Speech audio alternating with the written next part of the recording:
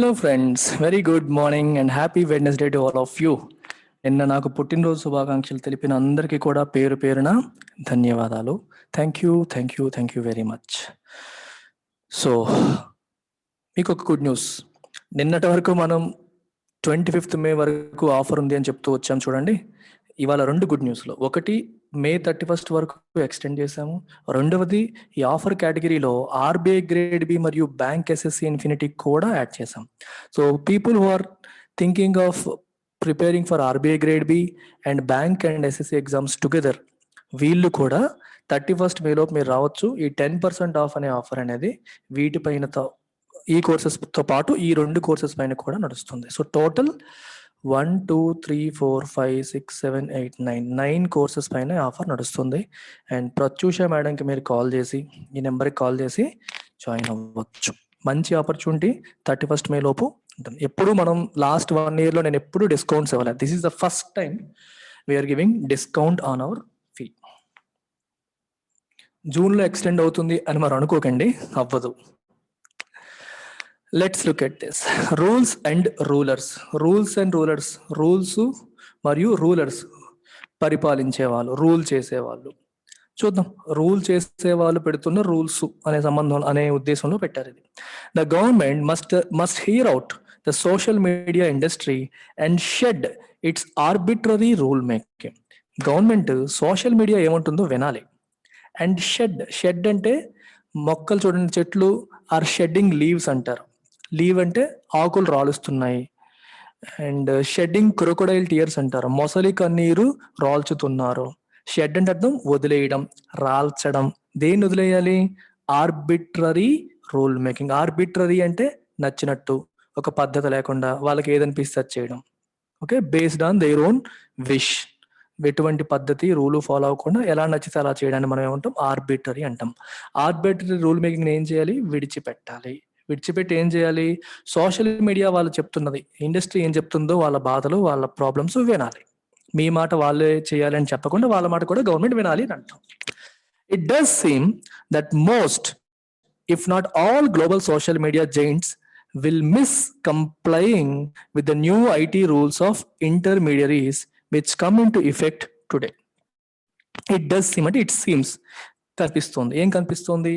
That most if not all, అన్నీ కాకపోయినా majority global social media Giants. ఈ social media giant అంటే పెద్ద కంపెనీ అని, గూగుల్ కానీ, ఫేస్బుక్ కానీ, ట్విట్టర్ కానీ, వాట్సాప్ కానీ, ఇవన్నీ కూడా ఇందులో majority companies will miss complying with the new IT rules of intermediaries. Intermediaries కోసం గవర్నమెంట్ తీసుకొచ్చిన కొత్త రూల్స్ ని వీళ్ళు ఫాలో అవ్వడంలో మిస్ అవుతారు. కంప్లై అంటే అర్థం ఏంటి? అడ్హేర్ అవ్వడం, ఫాలో అవ్వడం.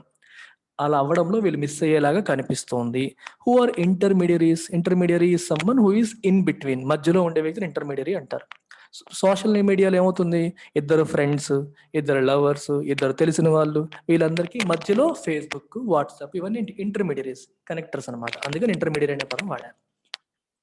ఇవన్నీ కూడా, ఈ రూల్స్ అన్ని ఇవాళ నుంచి వస్తాయి. Which come in to effect today. ఇవాళ నుంచి ఈ రూల్స్ అన్ని ఎఫెక్ట్లోకి వస్తున్నాయి. అయితే ఈ రూల్స్ని ఎక్కువ మంది మిస్ చేసేలాగే ఉన్నారు అని చెప్తున్నారు. It would be unfortunate if this non compliance were to trigger a further worsening of the already poor relationship between some social media players and the government. It would be unfortunate. ఇది దురదృష్టకరంగా అవుతుంది. ఏంటి? If this non complains, ఇప్పుడు government rules పెట్టింది, వీళ్ళు comply అవ్వాలి. Comply అవ్వకపోతే, follow అవ్వకపోతే ఏమవుతుంది? రిలేషన్ ఫర్దర్ డిస్టర్బ్ అవుతుంది. గవర్నమెంట్ కేసులు పెట్టొచ్చు. దీనివల్ల ఇంకా కోర్టులోకి వెళ్ళడాలు, గవర్నమెంట్కి సోషల్ మీడియా ఇండస్ట్రీకి ఉన్న డిస్టెన్స్ అనేది ఇంకా పెరిగిపోతుంది. This non complains were to trigger a further worsening of the already poor relationship already poor ఉంది. ఈ నాన్ కంప్లైన్స్ వల్ల అది ఇంకా further worsening of the situation, relationship ఇంకా పాడైపోయేలాగా చేసే అవకాశం ఉంటుంది. ఒకవేళ అలా చేస్తే between some social media players and the government, అదే చెప్తున్నారు.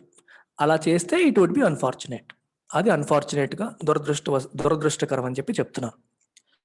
ఇక్కడ మీరు గ్రామర్ ఒకసారి అబ్జర్వ్ చేస్తే, ఇఫ్ ఇట్ వర్ టు అనేది ఏంటి? Imaginary situation. అవుతుంది అని గ్యారంటీగా చెప్పట్లేదు. ఒకవేళ అలా మారిపోతే, వీళ్ళు ఫాలో అవ్వకపోతే అప్పుడు ఇంకా దురదృష్టకరమైన పరిస్థితికి దారితీస్తుంది అని చెప్పడం. The new rules were introduced in February. ఇవి ఎప్పుడు తీసుకొచ్చారు? ఫిబ్రవరిలో తీసుకొచ్చారు. Among other things they require. ఈ రూల్స్ ఏం చెప్తున్నాయి చూడండి. అమాంగ్ అదర్ థింగ్స్ చాలా ఉన్నాయి, అందులో కొన్ని ఇంపార్టెంట్వి. They require the bigger social media platforms which the rules referred to as significant social media intermediaries to adhere to a vastly tighter set of rules within 3 months, which ended on May 25. యాక్చువల్గా 3 నెలల లోపు వాళ్ళు తీసుకొచ్చిన కొత్త tight rules, strict rules అన్నీ కూడా మీరు follow అవ్వాలి, ఇంప్లిమెంట్ చేయాలి 3 నెలల లోపు అని చెప్పారు. అది May 25కి ఎండ్ అయిపోయింది. ఏంటా rules? They require these platforms to appoint chief compliance officers. ప్రతి సోషల్ మీడియా కంపెనీ కూడా ఒక చీఫ్ కంప్లైన్స్ ఆఫీసర్ ఉండాలి. అతని పని ఏంటి? In order to make sure, రాశారు కదా, in order to make sure the rules are followed.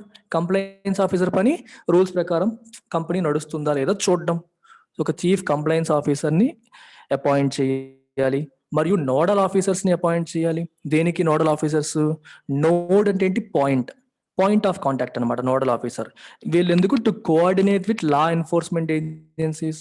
ఒకవేళ వీళ్ళు రూల్స్ ఫాలో అవ్వలేదు అనుకోండి, గవర్నమెంట్ ఈడీ కానీ సిబిఐ కానీ ఇట్లాంటి వాళ్ళని పంపిస్తే వాళ్ళతో కోఆర్డినేట్ చేయడానికి ఒక నోడల్ ఆఫీసర్ ఉండాలి. అండ్ గ్రీవెన్స్ ఆఫీసర్స్ అంటే ఎవరైనా ఈ సోషల్ మీడియా వల్ల సఫర్ అయిన వాళ్ళు ఉంటే, వాళ్ళు కంప్లైంట్ ఇస్తే కంప్లైంట్స్ని హ్యాండిల్ చేయడానికి గ్రీవెన్స్ ఆఫీసర్స్ ఉండాలి. గ్రీవెన్స్ అంటే complaint, right? Grievance redressal cell అని చెప్పి అంటాం. కంప్లైంట్స్ని ఫిర్యాదుల విభాగం అంటారు చూడండి. వీళ్ళందరినీ మీరు అపాయింట్ చేయాలని ఫిబ్రవరిలో రూల్స్ పెట్టారు. అనదర్ రూల్, ఇంకో రూల్ ఏంటి? Requires messaging platforms such as WhatsApp to trace problematic messages to its originators, raising uneasy questions about how services that are end-to-end encrypted can adhere to it.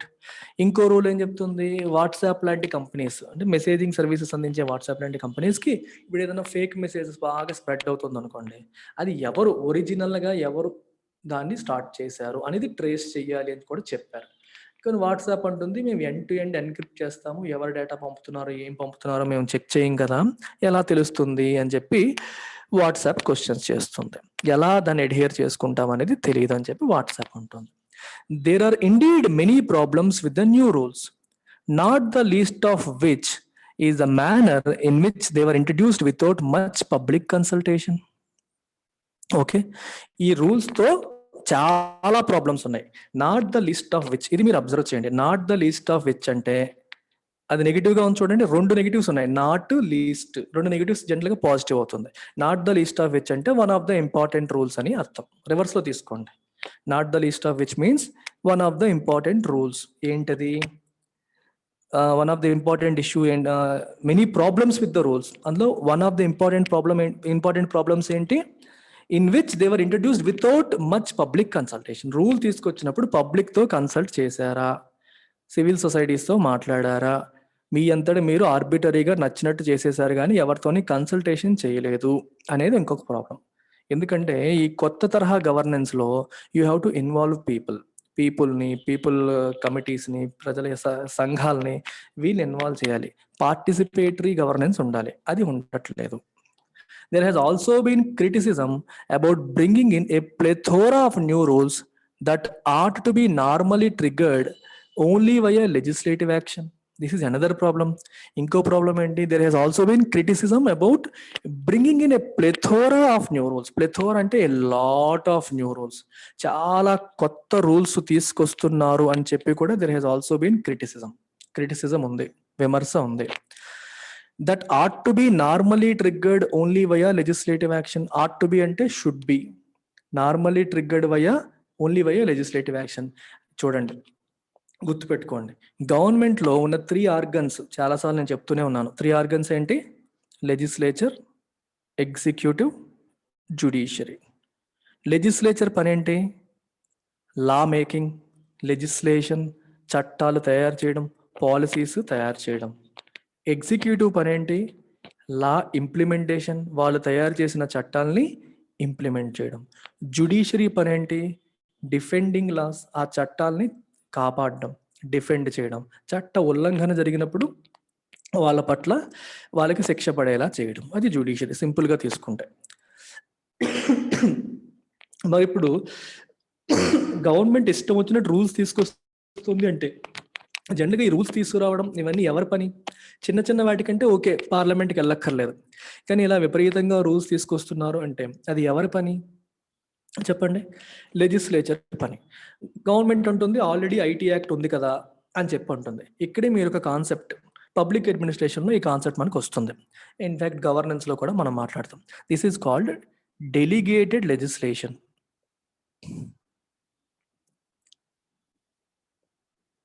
Delegated legislation concept ఏంటి? ఏదైనా చట్టం చేసినప్పుడు parliament మొత్తం అన్ని విషయాలు కూడా దాంట్లోనే రాయదు. ఎందుకంటే పార్లమెంట్కి అంత టైం ఉండదు. సంవత్సరానికి 2 సార్లు 3 సార్లు సమావేశం జరుగుతుంది. సో ఒక చట్టానికి సంబంధించిన ప్రతి విషయం డీటెయిల్డ్గా మెన్షన్ చేయడం అనేది పాసిబుల్ కాదు. అందుకని ఏం చేస్తారు? They delegate the responsibility to లెజిస్లేచర్కి రెస్పాన్సిబిలిటీ డెలిగేట్ చేస్తారు. అంటే నేను బ్రాడ్ ఫ్రేమ్వర్క్ ఇస్తాను, మీరు ఫర్దర్ రూల్స్ ఏమైనా చేయాలి అంటే మీరు విత్ ఇన్ దట్ ఫ్రేమ్వర్క్ మీరు యూ కెన్ ఫ్రేమ్ రూల్స్ అని చెప్పి ఎగ్జిక్యూటివ్కి పవర్ ఇస్తారు. దాన్నే డెలిగేటెడ్ లెజిస్లేషన్ అంటాం. సో అల్టిమేట్గా లెజిస్లేషన్ పని పార్లమెంట్ చేయాలి, కానీ ఇక్కడ లెజిస్లేచర్ పని ఎవరు చేస్తున్నారు? ఎగ్జిక్యూటివ్ చేస్తుంది. ఇది ఒక రకంగా ఫ్లెక్సిబిలిటీ ఇస్తుంది, మంచిది. ఇంకో రకంగా నెగిటివ్. పార్లమెంట్లో ఏదన్నా చట్టం చేసేటప్పుడు డిస్కషన్ జరుగుతుంది, అపోజిషన్ పార్టీస్ ఉంటాయి, చర్చలు జరుగుతాయి, ఓటింగ్ జరుగుతుంది, తర్వాత మీకు అది అప్రూవ్ అవుతుంది. కానీ గవర్నమెంట్ చేతిలో ఉన్నప్పుడు వాళ్ళకి నచ్చినట్టు చేసేయచ్చు, దానికి ఓటింగ్ ఉండదు, అప్రూవల్ ఉండదు, ఏమీ ఉండదు. అందుకే ఇంపార్టెంట్ ఆస్పెక్ట్స్ ఏవైనా చేయాలంటే లెజిస్లేటివ్ యాక్షన్ ద్వారా చేయాలి. లెజిస్లేటివ్ యాక్షన్ ద్వారా చేయడం వల్ల ఏమవుతుంది? కన్సల్టేషన్ జరుగుతుంది, డిస్కషన్ జరుగుతుంది. పార్లమెంట్లో జరిగే ప్రతి అంశం కూడా లైవ్ ప్రసారం అవుతుంది కాబట్టి ప్రజల్లో కూడా దాని మీద చర్చ మొదలవుతుంది. ఇలా అందరి అప్రూవల్తో మనం తీసుకొస్తే ఇష్యూస్ రావు. అలా పార్లమెంట్లో కాకుండా గవర్నమెంట్ తన సంతకాలు పెట్టేసి రూల్స్ తీసుకొచ్చినప్పుడు ప్రాబ్లమ్స్ వస్తాయి. ఎవరితో కన్సల్ట్ చేశారు, ఎందుకు ఇలా చేస్తున్నారు ఇష్టం వచ్చినట్టు, ఆర్బిటరీ డెసిషన్స్ తీసుకుంటారా, మీ అంతటి మీరు నిర్ణయించుకుంటారా అనే సమస్యలు వస్తాయి. ఇది concept. So mains point of వ్యూలో ఇవన్నీ చాలా హెల్ప్ అవుతాయి. But non compliance can only make things worse. Non compliance వల్ల ఏమవుతుంది? థింగ్స్ ఇంకా వర్సన్ అవుతాయి. వాళ్ళు చెప్పింది ఫాలో అవ్వలేదు అనుకోండి, ఈ ఫేస్బుక్ కానీ ట్విట్టర్ కానీ గవర్నమెంట్ రూల్ ఫాలో అవ్వలేదని అపప్రద వాళ్ళ పైన పడుతుంది, కేసులు పెట్టే అవకాశం ఉంటుంది.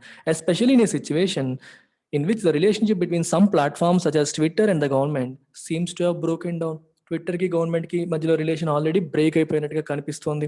నిన్ననే మనం చూసాం, నిన్న ఎడిటోరియల్లో కూడా ఇదే మాట్లాడాం. బ్రేక్ డౌన్ అంటే అర్థం ఏంటి? కారు బ్రేక్ డౌన్ అంటే ఆగిపోయింది, పాడైపోయింది, ఇక రిలేషన్ పాడైపోయింది అని అర్థం. ద లేటెస్ట్ స్టాండ్ ఆఫ్ అంటే అర్థం ఏంటి? ఈ situation are a problem in which there is seemingly no escape. దాని నుంచి ఎస్కేప్ కనిపించని ఒక సిచ్యువేషన్ లేదా ప్రాబ్లం ఏమంటాం? స్టాండ్ ఆఫ్ అంటాం. The latest standoff between them over Twitter, tagging certain posts by BJP spokespeople as manipulated media, has even resulted in the Delhi police visiting the company's offices. Latest గొడవ ఏంటి? ట్విట్టర్కి మరియు గవర్నమెంట్కి. BJP spokes persons share చేస్తున్న కొంత media పైన కాంగ్రెస్ వాళ్ళు తయారు చేశారని చెప్పబడుతున్న ఒక టూల్ కిట్ని వాళ్ళు షేర్ చేస్తున్నారు. దాని కింద ట్విట్టర్ లేబుల్ చేసింది ఏమని? దిస్ ఈస్ మ్యానిపులేటెడ్ మీడియా, ఇది ట్రూ కాదు, మ్యానిపులేట్ చేసిన మీడియా ఇది అని చెప్పి ట్విట్టర్ దాని కింద లేబుల్ చేసింది. ఇది వద్దు, ఆ లేబుల్ తీసేయండి అని చెప్పి గవర్నమెంట్ అడిగింది. ట్విట్టర్ మాత్రం లేబుల్ తీయట్లేదు. దానివల్ల ఇద్దరికి గొడవ అవుతుంది. చివరికి ఢిల్లీ పోలీస్ కూడా ట్విట్టర్ ఆఫీస్కి వెళ్ళి సోదాలు ఏదో వేరే కారణాల కోసం పంపించడం కూడా జరిగింది. Separately the government has been fighting WhatsApp over its new privacy rules. ఇంకోవైపు వాట్సాప్తో గవర్నమెంట్ ఫైటింగ్ చేస్తుంది. వాట్సాప్ ఏమంటుంది? వాట్సాప్ తన యూజర్స్ అందరికీ కొత్త ప్రైవసీ అగ్రిమెంట్ పంపించింది. ఇది మీరు యాక్సెప్ట్ చేయండి అంటుంది. యాక్సెప్ట్ చేయాలి అంటే ఏంటి? మీ డేటాను మేము వాడుకుంటాము, మేము ఫేస్బుక్తో షేర్ చేసుకుంటాము అని చెప్పి వాట్సాప్ అంటుంది. మీకు ఇష్టం లేదు అనుకోండి, you can delete WhatsApp account, మీకు ఇష్టం లేకపోతే వాట్సాప్ అకౌంట్ డిలీట్ చేసుకోండి అని చెప్పి వాట్సాప్ అంటుంది. దీనికి గవర్నమెంట్ ఒప్పుకోవట్లేదు. మీరు బలవంతంగా వాళ్ళ డేటా తీసుకుంటామని ఎలా అంటారు? అలా అడగకూడదు అని చెప్పి గవర్నమెంట్ అంటుంది. అక్కడ ఒక ప్రాబ్లం ఉంది. What ever the back story, వెనకాల స్టోరీ ఏదైనా కావచ్చు, it is important that social media companies fight the new rules in a court of law if they find them to be problematic. అర్థమైంది? వెనకాల కథ ఏదైనప్పటికీ it is important that social media companies fight the new rules. వాళ్ళు కొత్త రూల్స్ని court of law, సుప్రీంకోర్టులోను హైకోర్టులోను fight చేయాలి if they find them to be problematic. ఆ rules ప్రాబ్లమాటిక్గా ఉన్నాయి, మాకు నష్టాన్ని కలిగిస్తాయని భావిస్తే వాళ్ళు కోర్టుకు వెళ్ళి చక్కగా ఫైట్ చేయవచ్చు. ఇంకో ఆప్షన్ ఏంటి? The other option that of engaging with the government may not work in the strained times. ఇంకోటి ఏంటి? ఎందుకు కోర్టులకు వెళ్ళడం, డైరెక్ట్గా గవర్నమెంట్తోనే కూర్చొని మాట్లాడుకుందాం అనేది ఇంకొక option. Engaging with the government ఎలాంటి టైంలో? స్ట్రెయిన్డ్ టైమ్స్, జనాలందరూ అలిసిపోయి ఆరిపోయి ఉన్నారు. స్ట్రెయిన్డ్, ఎవరికి? కోవిడ్ వల్ల అందరూ ఇబ్బందులు పడుతున్నారు. ఇలాంటి టైంలో గవర్నమెంట్కి కూడా వర్క్ లోడ్ విపరీతంగా పెరిగిపోయింది. ఇప్పుడు వెళ్ళి కూర్చొని మాట్లాడి వీళ్ళ మాట వాళ్ళ మాట వినే పరిస్థితులు కనిపించట్లేదు. అది జరిగేలా లేదు. But stonewalling on the question of compliance can never be justified even if it is to be assumed that the US government has their back. Stonewalling అంటే అర్థం ఏంటి? చెప్పింది ఫాలో అవ్వకుండా, వాళ్ళు కంప్లై చేయమంటున్నారు రూల్స్, వీళ్ళు comply చేయకుండా సాగ తీసుకుంటూ, రైట్, సో డిలే చేయడం, అబ్స్ట్రక్ట్ చేయడం, అది గవర్నమెంట్ చెప్పిన పని చేయకపోవడం, దీనివల్ల on the question of complaints can never be justified. మీరు ఎయిదర్ గవర్నమెంట్ చెప్పిన రూల్స్ ప్రాబ్లమాటిక్ అనుకుంటే మీరు ఏం చేయాలి? కోర్టుకు వెళ్ళాలి. ప్రాబ్లమాటిక్ కాదు అనుకుంటే, లేదా ప్రాబ్లమాటిక్ కోర్టుకు వెళ్ళాలి, లేకపోతే గవర్నమెంట్తో కూర్చొని మాట్లాడాలి. అంతేగాని రూల్స్ ఇంప్లిమెంట్ చేయకుండా సైలెంట్గా కూర్చోవడం అనేది కెనాట్ బి జస్టిఫైడ్. దాన్ని మనం జస్టిఫై చేయలేము, దాన్ని సమర్థనీయం కాదు. Even if it is assumed that the US government has their back. US government has their back అంటే అర్థం ఏంటి? It is an idiom. If someone has once back అంటే అర్థం ఏంటి? నేను నీ వెనకాల ఉన్నాను అని.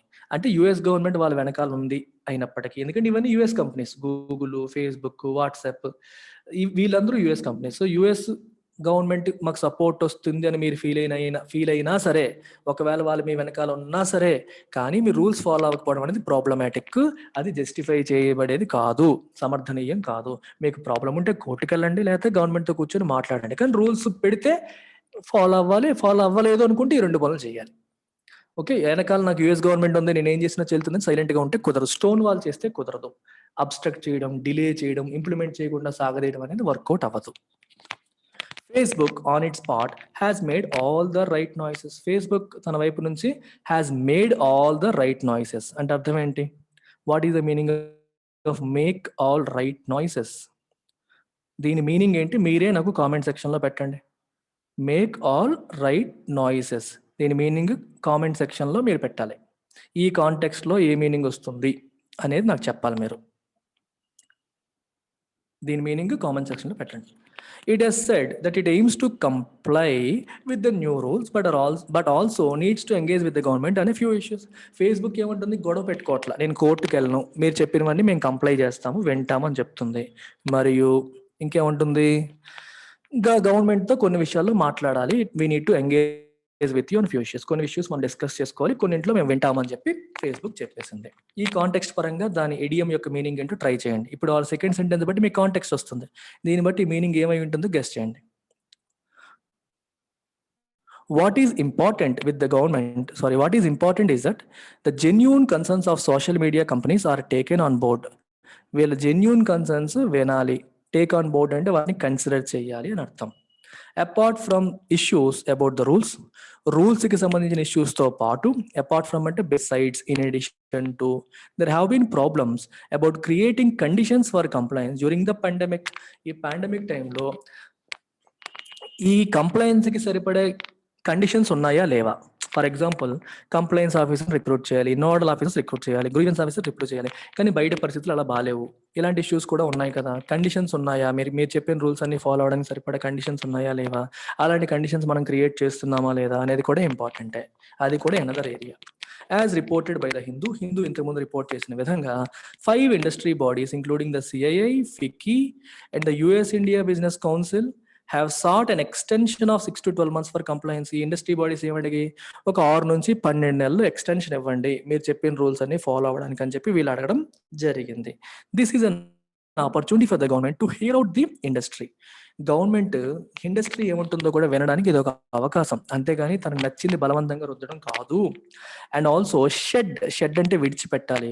ఇట్స్ హై హ్యాండెడ్ వే అంటే ఎదుటివాడిని అకామిడేట్ చేసి కూర్చొని మాట్లాడి నెమ్మదిగా కాకుండా, నేను హై పవర్లో ఉన్నాను అని బలవంతంగా తను చెప్పిందే చెయ్యాలి అన్నట్టు చేసే బిహేవియర్ని ఏమంటాం? హై హ్యాండెడ్ బిహేవియర్ అంటాం. You call it high handed manner. అంటే నా పవర్ని, అథారిటీస్ని ఉపయోగించి మాట్లాడటం. వాళ్ళ ఇష్యూస్ కూడా విందాంలే అనేలా కాకుండా నాకు అథారిటీ ఉంది, నేను చెప్పిందే చెల్లాలి అన్నట్టు బిహేవియర్ని ఏమంటాం high handed way of rule making. నచ్చినట్టుగా నాకు పవర్ ఉంది, నేను ఏదన్నా చేస్తాను అనే టైప్లో చేసే ఈ బిహేవియర్ని విడిచిపెట్టాలి. విడిచిపెట్టి ఇండస్ట్రీ ఏమంటుందో వినాలి అని, అలా వినడానికి ఇది ఒక అవకాశం అని చెప్పి చెప్తున్నారు. That's about it. So don't miss this again. Repeat చేస్తున్నాను, మళ్ళీ మిస్ అవ్వకండి. నేను ఎప్పుడు లాస్ట్ 1 yearలో 10% ఆఫ్ లాంటివి పెట్టలేదు. This is the first time and probably the last time. 31st May వరకు ఉంది. RBI grade B, bank and SS infinity కూడా యాడ్ చేశాను. ఇవి అనుకునే వాళ్ళు మళ్ళీ ఈ అవకాశం రాదు, ఉపయోగించుకోండి. మేడంకి కాల్ చేయండి. Take care, bye.